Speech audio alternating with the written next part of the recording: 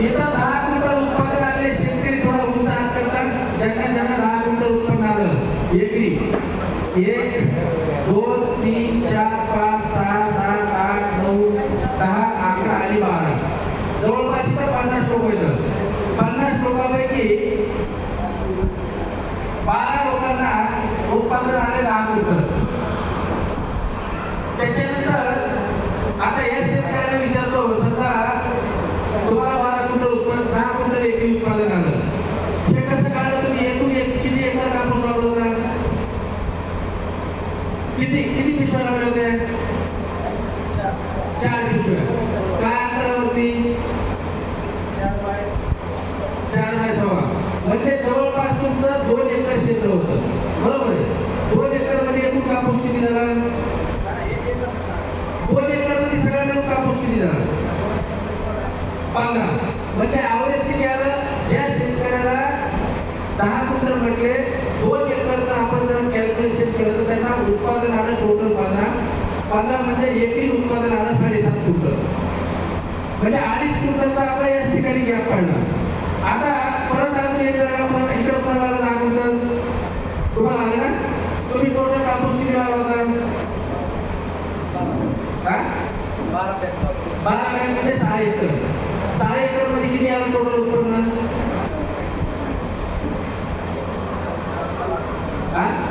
50. म्हणजे 6 एकर मध्ये 50 म्हणजे जवळपास 9 सकी 54, 8 सकी 48, म्हणजे जवळपास 8.25 क्विंटलचं उत्पादन त्यांना आलं.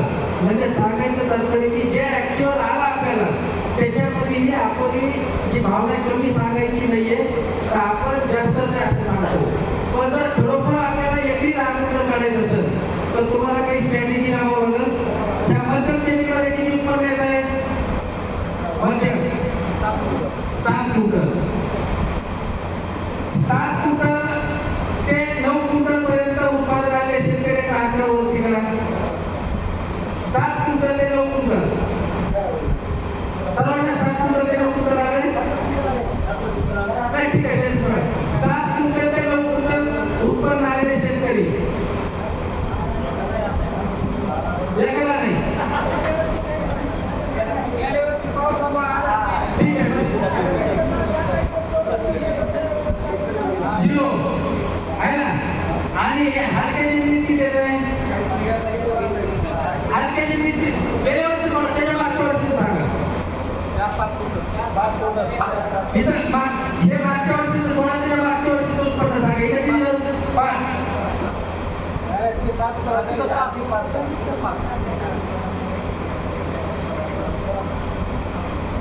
हे 7 आणि हे 5 क्विंटल उत्पादन आलेले मला वाटतं जवळपास सगळेच 2.5 क्विंटल पासून 5 क्विंटल पर्यंत उत्पादन आलेले जवळपास सर्व शेतकरी, बरोबर आहे. आता जर आपण 70% लोकांची संख्या 5 क्विंटल वाल्याची, बरोबर आहे. आता जर 70% 5 क्विंटल वाल्याची तर एकरी किती बी टाकून दिलं तर मला वाटतं 30,000 रुपये खर्च येतो. तेव्हा नाही सर्वांना वेचणी आणि खत आलं, पेरणी आणि सगळं आलं, 30,000 रुपये खर्च येतो. आपण ज्यावेळेस कापूस असे विकतो ते काय भावा विकतो? 7,000 7,500 तर 7,000 झालं आपण, बरोबर आहे. म्हणजे इथं उत्पन्न किती आलं तुमचं? 35,000. म्हणजे तुम्ही इथे किती कमवले? 5,000.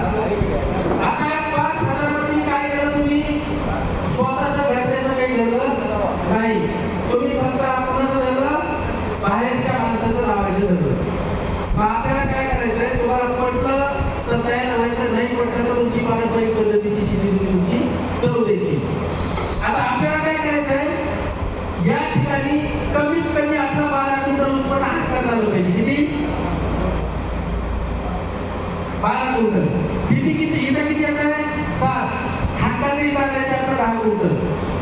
आणि इथं हलकी जमीन आहे, इथं 5 शेती टाकायचे 8 क्विंटल. मग तुम्ही म्हणता की जर 10 12 10 8 साहेब म्हणजे तुम्ही आमचा कापसाचा खर्च वाढवताय. खर्च वाढल्याशिवाय काय आमचं उत्पन्न उत्पादन वाढणार नाही, तुमच्या मनामध्ये 100% संशय आला. तर याच्यामध्ये बघा, तुमचा खर्च नाही वाढवायचा, तुम्हाला तुमचा खर्च कमी करायचा आहे. आता इथं तुम्ही आजच्या वेळेला वाढी जमिनीमध्ये काय अंतरावर लागवड करताय? 4x1.25. 4x1.25. पण माझं मत आहे की 100% मी गॅरंटी सांगतो की तुम्ही म्हणता 1.25, पण पावणे 2 फुटाच्या आतमध्ये कोणाची लागवड नाही. तुम्ही म्हणता लावला आणि किती साहेब लावले, पण आम्ही जेव्हा शेतात फिरतो आम्ही 100 फुटाचा टेप करतो अशा एका लाईनमध्ये, आणि त्या 100 फुटात झाडं किती बसायला पाहिजे? दर एक फुटावर किती बसायला पाहिजे? 100 बसायला पाहिजे ना. तर त्या लाईनमध्ये झाडं बसतात, कोणाचे 54, कोणाचे 58, कोणाचे 68. म्हणजे काय अंतर झालं? पावणे 2 झालं. तर पावणे 2 फुटाच्या अंतराच्या खाली एकही शेतकरी नाही. दुसरं, जर तुम्ही एकेरी पाळीवर लागवड करताय तर काही काही शेतकरी जास्त पैसे असण्यासाठी करतात आणि 2-2 बिया लावून करतात. त्यांना असं वाटतं नाही उगलं तर पुन्हा काही त्याच्यामध्ये आपलं तूट भरायचं काम नाही पडलं पाहिजे. म्हणजे पुढचा मुद्दा लगेच काढून घेता. लेबरला सांगतात 2 रुपये टाका करू, लेबर बी इतकं आहे त्याला पिशवीवर दिलं असतंय 2च्या ऐवजी 3, 4, आणि जेव्हा उगलं तेव्हा मालकाला काही काळजी नाही. ते काय म्हणतात जाऊ थोडं अर्धा काय होतं. तसं राग करू नका. तुम्हाला काय करायचंय, इथं तुम्हाला फक्त एक बरोबर करायचं आहे, तुम्ही किती भारी जमीन ठेवा, किती असू द्या, तुम्हाला या ठिकाणी 2 पळीतील अंतर ठेवायचंय 3.5 फूट. किती? 3.5. आणि 2 झाडातील अंतर ठेवायचं 1 फूट. किती ठेवायचंय? 1 फूट. मग 1 फूट अंतर जर ठेवलं आपण तर आपले झाडं किती बसतील 1 एकर मध्ये? कोणाला येतं माहिती? 1 एकर मध्ये झाडांची संख्या किती बसते? 1 एकर आपला 43,560 स्क्वेअर फुटाचा आपला एकर असतो. आता या 2 वळीतील अंतर गुणिले 2 झाडातील अंतर म्हणजे 3.5 एकर 3.5 म्हणजे 43,560 भागिले 3.5 करा. अशोक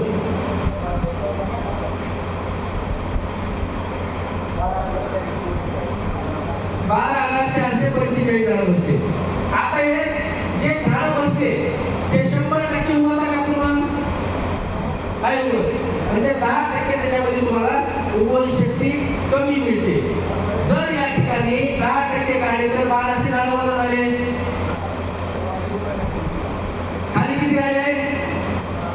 11,400 झाडं झाले. किती? 11,400. आता ही मध्यम जमीन आहे. इथं काय करायचं तुम्हाला? तुम्हाला वाटतं प्रमाण जमीन आहे आपली, हलकी जमीन आहे, तर या ठिकाणी तुम्हाला काय करायचं, तुमच्याकडे जर तुमची तयारी असेल किंवा आपल्या कुळवासाठी काय आपलं बंद पडलं नाही, शेती आपण उत्पन्नासाठी करतोय, तर तुम्ही या ठिकाणी अंतर करू शकता 3/1. आणि जर तुम्हाला वाटत असेल की भारी जमिनीला वेगळा पुरव, ह्या जमिनीला वेगळा पुरव, तर तुम्हाला या 2 वळीचं अंतर तुम्हाला जे हे ठेवायचं ते हे ठेवा, पण 2 झाडाचं अंतर 9 इंच ठेवा. किती? 9 इंच. तुम्ही म्हणता लय दाट होईल, त्या दाटीला बी आपल्याकडे पर्याय आहे. जर तुम्ही 3x3 वर झाडं बसवले तर बसतात 14,540. किती बसतात? 14,540. आणि 3.5x1 वर ठेवले तर 12,444. 3.5 उंचावर 12,444. 3x1 वर लावलं तर 14,540. आणि ही जी हलकी जमीन आहे, या हलक्या जमिनीत डोळे झाकून 3x1 फुटावरती लागवड करायची. इथं झाडं बसवायचे 14,440. 10% सगळीकडेच मायनस करायचं. इथं समजा तुम्ही 3x1 वर लावलं तर इथं तुमचे 1400 लागवड झाले. 14,540 वजा 1400, 540 वजा 1400,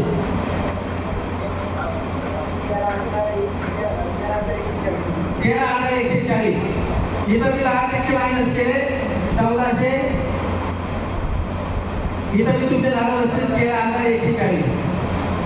इथपर्यंत आलो आपण. आता इकडं लक्ष द्या सगळं. गणित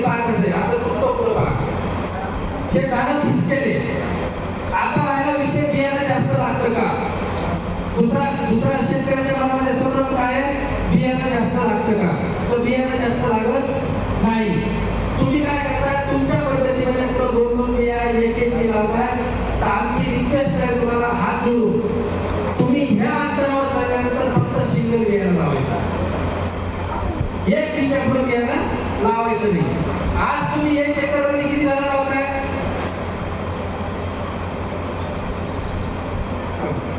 आज 1 एकर मध्ये तुम्ही पाकिटे किती लावताय? 2 लावताय. हे कबूल आहे? 2 पाकिटे लावताय. एका पाकिटात बिया किती का? 5,500. बरोबर आहे. 5,500 बिया तुमच्या एका पाकिटात राहतात. 5,500 गुणिले जर तुम्ही 2 पॅकेट केले तर किती झाडं बसतील तुमचे? पाकिट जास्त लागते का तुम्हाला? जे तुम्ही 2 एकरला बसवतात तेच तुम्हाला इथं मी तुम्हाला 2च पॅकेट लागू. इथं फक्त काय उरायला? इथं 2.25 पॅकेट लागते आणि या ठिकाणी मी तुम्हाला 2.25 पॅकेट लागतंय. म्हणजे 2.25 म्हणजे जवळपास तुमचं 150 ग्रॅम बियाणं तुमचं वाढतंय. आता आपल्याला हक्काचं उत्पन्न पाहिजे. 12 क्विंटल म्हणजे 12 क्विंटल, 10 क्विंटल म्हणजे 10 क्विंटल आणि 8 क्विंटल म्हणजे 8 क्विंटल. हे आपल्याला डोळे दाखवून उत्पन्न पाहिजे. परिस्थिती पाऊस जास्त असो, पाऊस कमी असो, दुष्काळ जास्त प्रमाणात दुष्काळ असो तरी आपल्याला आपल्या हक्काचं उत्पादन आलं पाहिजे. त्यासाठी मी तुम्हाला जमिनीचा फरक सांगितला आहे ना. आता बघा तुम्ही मुरब्बी शेतकरी त्या भारी जमिनी ज्यावेळेस तुम्ही 10 क्विंटल उत्पन्न काढताय तर एका झाडाला बोट किती लावता तुम्ही? भारी जमीन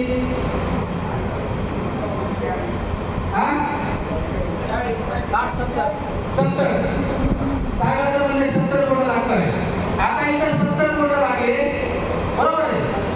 गुणिले एका बोटाचं वजन किती? 6 ग्रॅम. 7 चौगुण 42 420 ग्रॅम एका झाडावर कापूस निघाला. तुम्ही बाजूला बसा. हॅलो एका जागेवर बसा. 420 ग्रॅम कापूस एका झाडावर म्हणजे जवळपास 6 किलो कापूस एका झाडावर मिळतोय. तुम्ही लागवड काय केली तर इथं लागवड केली तुम्ही 4x2 वर झाली. किती? 4x2 पाऊस म्हणतो आपण 4x2 धरू. 4x2 वरती झाडं असतात 5,444. त्याच्यात 10% उगवलं नाही म्हटलं तर 4,500 झाड आपल्या 1 एकर मध्ये राहिले. जर तुम्ही मोठ्या कितीमध्ये 70 एका 4,500 झाडं गुणिले 420 ग्रॅम 18 क्विंटल 90 किलो कापूस येतोय का आपल्याला? 70 बोटाचा आवरेज सांगितलं. 70 येतोय. किती लोकांना येईल? नाही आलं का जमिनीवर चांगल्या जमिनीला येतं. नाही आपल्याला उत्पन्न आपण समृद्ध केव्हा करू? आहे का तुम्ही या ठिकाणी बसलेल्या एखाद्या शेतकऱ्याला समजा 18 क्विंटल नाही 20 क्विंटल काढलं तर किती शेतकरी काढलं? 1 2 नाही तर 3. ॲव्हरेज आपल्याला ॲव्हरेज उत्पादन जर काढायचं असेल आपल्याला 10 क्विंटलच्या आतमध्ये उत्पादन आलं तर आपला कापूस पुरवत नाही. ही काळ्या रंगावरची रेषे. मग इथं जर 40 गुण पकडले आपण 40 गुणिले 6 ग्रॅम 26 24 240 ग्रॅम कापूस 4,500 झाड गुणिले 240 ग्रॅम किती नाही?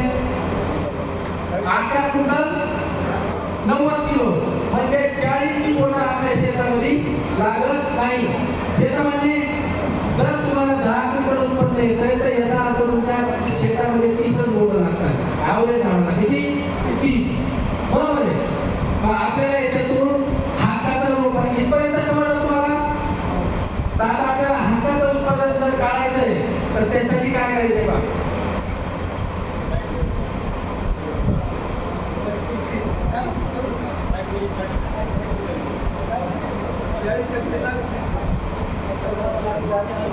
तुम्ही या ठिकाणी 3.5x1 ही लागवड झाली. झाड बसले तुमचे 11,400. या ठिकाणी तुम्ही 3x1 लागवड केली. झाड बसले तुमचे 12,000. इथं तुम्ही 3x1 वर लागवड केली. इथं झाड बसले तुमचे 12,000. आता तुम्हाला काय करायचे? 12,000 झाड मात्र छातीवर हात ठेवून आणि 100% आपल्या मनात प्रयत्न वाचवायचे तर ते तुम्हाला कसे वाचवायचे तुम्ही ठरवायचं. बरोबर आहे. आता 11,400 या ठिकाणी तुम्ही जर 3.5 बाय 1 वरती लागवड केली तर किती मोठं लागतील एका झाडाला? हा? 30 लागतील. पाठीमागचे 40, तिकडं 40, 35, ॲव्हरेज 30. आपण काय करू? आपण फक्त 20 मोड करू. 20 मोडला काय आहे तुम्हाला अडचण? 20 मोडला काय अडचण नाही. इथं आपण 20 मोड गुणिले 6 ग्रॅम 20 पाहिजे 100. 11,400 गुणिले 100 120 ग्राम कापूस. चालू करा.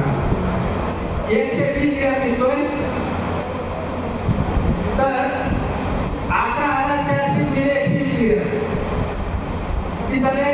तुम्ही करा सर्वजण आम्हाला सगळ्यांना 11,400 गुणिले 120 ग्रॅम किती आलं? करा. हे पहा, 3.5 रुपये 1 फुटावर लागवड केला कापसाला तर 11,400 झाडं बसली 1 एकरामध्ये. आपण बोटाची शेती जर बघितली तर 20 बोटाची शेती करत होतो आपण. 20 बोटाची शेती गुणिले 6 ग्राम एका बोटाचं वजन असते. 20 गुणिले 6 जर केलं तर 120 ग्राम कापूस निघते एका झाडाला. 120 ग्राम कापूस गुणिले 11,400 झाडाला टाकले 13 क्विंटल 38 किलो 68. आपण याच्यातून अजून 10% नुकसान झालं. हे सर्व माहिती तुम्हाला तुमच्या गावातल्या पण शेतकऱ्याला सांगायचं. बरोबर आहे. तर हे अजून आपण 10 क्विंटल मायनस 10% मायनस झालं. 13 क्विंटल मध्ये 10% म्हणजे किती झालं? 1 क्विंटल 30 किलो कापूस मायनस झाला. तरी 12 क्विंटल काही अडचण आहे का हक्काची? 20 बोट लावायला की अडचण बरोबर आहे.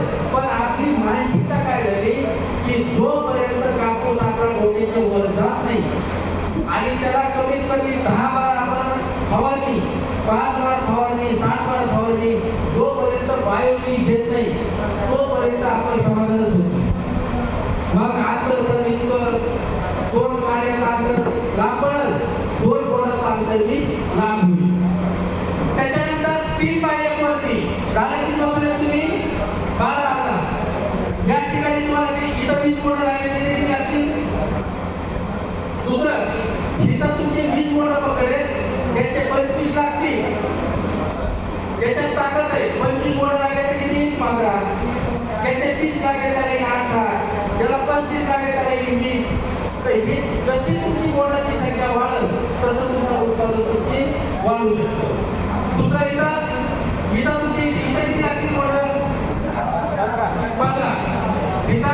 इथं 15 गुणिले 6 ग्रॅम 15 साठी 90 म्हणजे जवळपास 90 ग्रॅम केला तर या ठिकाणी तुम्ही 12 क्विंटल उत्पन्न काढा. तर 10% मायनस करा तरी तुम्ही 10 क्विंटल तरी 11 क्विंटल तरी तुम्ही राहताय. आणि ही पावसाच्या पाण्यावरची जमीन आहे माळरानावरची एकदम हलकी. तुमच्या त्या ठिकाणी मशागत होत नाही, लवकर झालं होत नाही, खत लवकर वेळेवर देणं होत नाही आणि पाऊस कमी जर झाला तरी पाणी द्यायची तुमची व्यवस्था नाही. अशा ठिकाणी तुम्हाला 3 बाय 1 किती बोट जायचे? पण 10 बोट 10 गुणिले 6 ग्रॅम काय शकत? 60 ग्रॅम. 12,000 गुणिले 60 ग्रॅम 60 ग्रॅम किती झालं? 720 किलो. किती आलं? 720 किलो. इथं किती आलं? पहिलं किती आलं? 5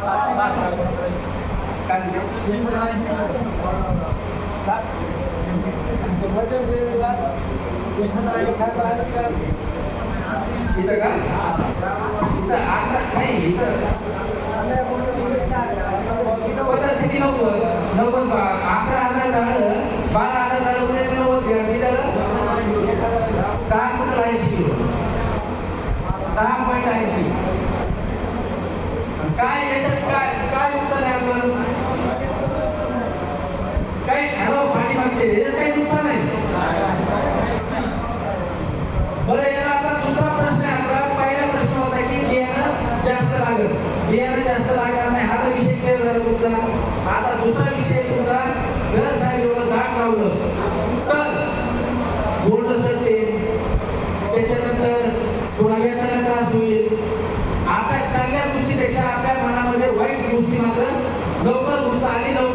त्याचा आपण आत्मसात करतो.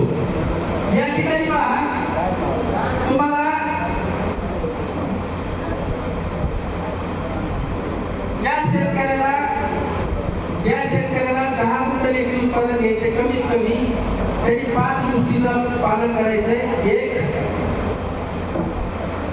पिकाची फेरपालट. ज्या ठिकाणी आतापर्यंत ज्या शेतामध्ये कापूस उभा आहे कृपा करून त्या शेतामध्ये कापूस लावू नका. जर तुम्ही खरीपमध्ये कापूस घेतलाय त्या ठिकाणी परत रब्बीचं पीक घेतलंय त्या शेतामध्ये तुम्ही कापूस लागवड करू शकता. दुसरं, योग्य झाडाची संख्या. योग्य झाडाची संख्या कमीत कमी 12,000 झाडं तुमच्या 1 एकरमध्ये बसली पाहिजे. तिसरं, योग्य वाणाची निवड.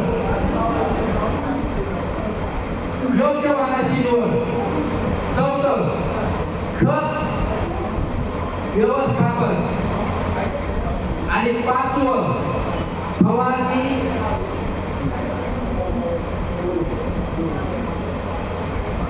नियोजन. या 5 गोष्टी ज्या शेतकऱ्याने तंतोतंत पाळल्या त्या तंतोतंत म्हणजे काय? फक्त वेळ.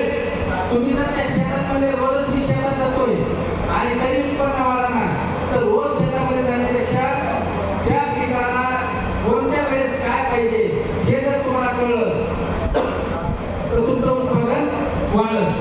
आता ही पिकांची फेरफार कुणाच्या हातात आहे? तुमच्या हातात आहे. योग्य झाडाची संख्या कुणाच्या हातात आहे? तुमच्या हातात आहे. योग्य वाणाची निवड कुणाच्या हातात आहे? बाजारामध्ये 2 प्रकारचे वाण आहेत. जवळपास आपला बीड जिल्हा 70 ते 80% 90% एकेरी पाळीवरचा कापूस करतो. बरोबर आहे? जर एकेरी पाळीवरचा कापूस करता तर बाजारामध्ये 2 प्रकारचे वाण आहेत. एक आशा फांद्याचा होता आणि एकाच्या आशा फांद्याचा होता. जर तुम्हाला कमी अंतरावर लागवड करायची तर कोणत्या प्रकारचं वाण निवडायला पाहिजे? या साईडचा वाण निवडायला पाहिजे. या साईडचा तुम्हाला कमी अंतरावर निवडता येणार नाही. जर तुम्हाला हा वाण निवडायचा आहे तर तुम्हाला तुमचं अंतर मोठं ठेवावं लागेल. जर तुम्हाला एकेरी पाळीवर कापूस लावायचा तर तुम्हाला वाण हा निवडावा लागेल. मग आता असं वाण निवडला तर हे वाण बाजारामध्ये कोणते बाजारामध्ये जे वाण आहेत आमच्या कंपनीचे, एक आहे नवनीत, 2 आहे आद्या, 3 आहे आशा, 4 आहे विजेता. हे आमच्या बाजारामध्ये 4 वाण आहेत. पण शेतकऱ्याला असा कुणी एखादा शेतकरी आहे का मी 1500 रुपयाचं पॅकेट घेतलं, मला त्याला 15 क्विंटल उत्पन्न आलं आणि मी 850चं पॅकेट घेतलं त्याला उत्पन्न माझं भेटलं असं कुणी आहे का शेतकरी? असं हात वर करा. जर एखादा ऑनमध्ये पॅकेट घेतलं त्याच्यामुळे तुमचं उत्पन्न वाढलं आणि एमआरपीवर एखादा वाण घेतलं तर तुमचं उत्पन्न घडलं असं काय आहे का? नाही ना. तर शेतकऱ्याला काय पाहिजे? 4 गोष्टी पाहिजे शेतकऱ्याला कापसाच्या. पहिली, तो लवकर येणारा वाण पाहिजे. का? तर त्यामध्ये शेतकऱ्याला रब्बीचं पीक घेता येईल. मग लवकर येणारा वाण किती दिवसात असतो? 140 ते 150 दिवसात येणारा वाण म्हणजे लवकर येणारा वाण. दुसरं काय पाहिजे? लेबर बेजार कशामुळे येत नाही? ज्या वाण चिकट जातो बेजाला त्रास नाही करतो तो लेबर म्हणत नाही यांची नजर द्यायची म्हणतोय. नवनीचा कापूस कुठं लागला? हिरव्या वेचायला सोपा मिक्सर म्हणजे त्या वेचायला सोपा पाहिजे. त्याचा काय फायदा त्याच्यामध्ये? जर किचकट कापूस ते जर 40-50 किलो वेचत असेल तर सोपा मोकळा कापूस जो वाण उत्पादन देतो त्या कापसाचं VHP त्याची 70-80 किलो पर्यंत असते. म्हणजे हे तर 50 किलो असते आणि 70 किलो म्हणजे 30 किलो वाढला त्याचा फायदा. ते काही चुकीचं काम करत नाही. तुमचा नाही आज नाही जमत आज येते दुपार त्यांच्या काही रचना देत आहे हे नकोच, उद्याचा आपण त्याची जर शेतकऱ्याला पाहिजे वेचायला सोपा. तिसरा काय पाहिजे? तिसरा वेचायला सोपा असून जवळ काय त्याला पाहिजे वजन, म्हणजे लवकर येणारा पाहिजे. दुसरा पाहिजे वेचायला सोपा. तिसरा पाहिजे त्याला आलेलं वजन. म्हणजे वेचायला सोपा आहे आणि हा का बोध देऊन काय उपयोग आपल्या, तर वजन बी पाहिजे. वजन 6 ग्रॅम पर्यंत यायला पाहिजे. आणि चौथं पाहिजे काय, त्या वाहनावर रोग किडीचा प्रादुर्भाव कमी यावा, म्हणजे आपला फवारणीचा खर्च कमी यावा. याच्यापेक्षा व्यतिरिक्त काही शेतकऱ्याला पाहिजे काही, याच्यापेक्षा शेतकऱ्याला तुमच्या वाहनामध्ये सोनं लावलंय का चांदी लावली याच्याशी शेतकऱ्याला काही घेणं नाही. शेतकऱ्याला फक्त या 4 गोष्टीचा वाहन पाहिजे. मग याच्यामध्ये पहा, नवनीत 140 ते 150 दिवसात निघतो. आद्या 140 ते 150 दिवसात निघतो.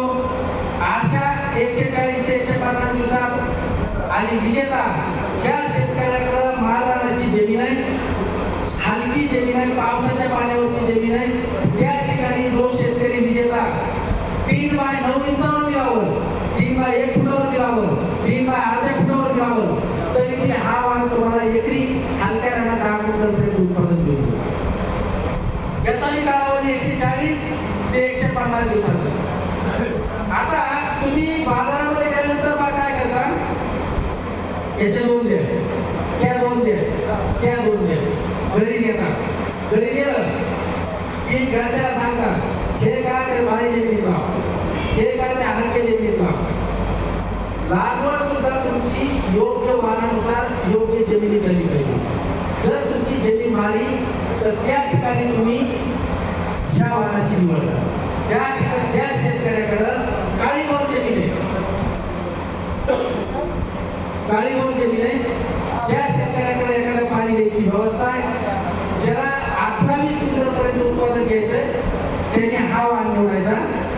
आणि ज्या शेतकऱ्याकडे मध्यम हलकी अशा जमिनीत त्या शेतकऱ्याने हे 3 वाहन निवडू शकतात.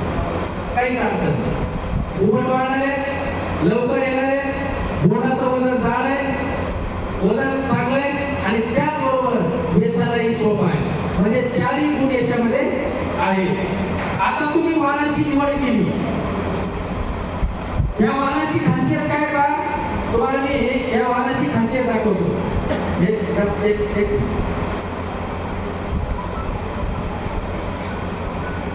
एक अनालिसिस केलंय, दिसतंय सर्वांना.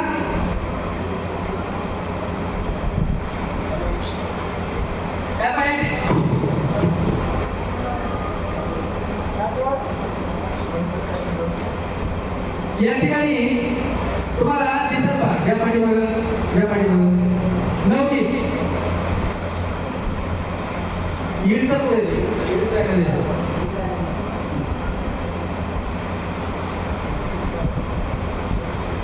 आता हे नवनीत वाहन आहे.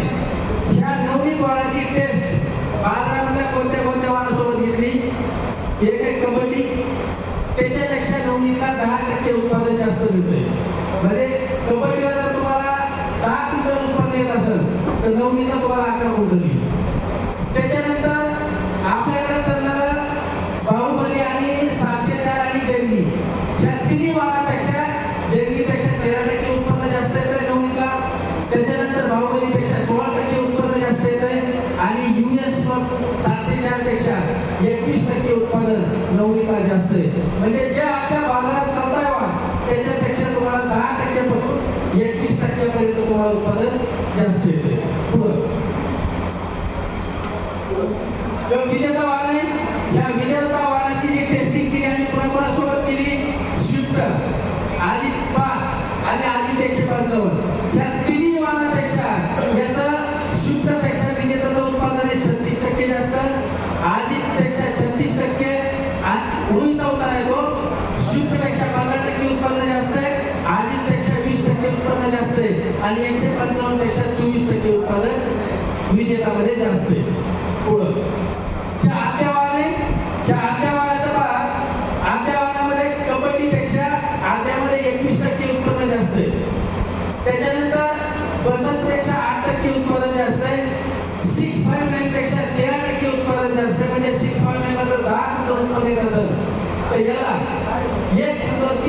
कापूस त्याच्यापेक्षा एकरमध्ये जास्त येईल.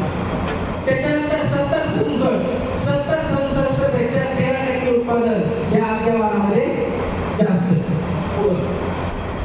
हा आशावान आहे. आशावान चांगली दिसत नाही त्याच्यामध्ये. तर आशावान ही बागायतीला इतर वाणापेक्षा आत्ताच मला 15 ते 20% उत्पादन तुम्हाला जास्त देईल. आता हे जर वाणाच्या बाबतीत या तिन्ही वाणं घेतल्या तर याच्यामध्ये फक्त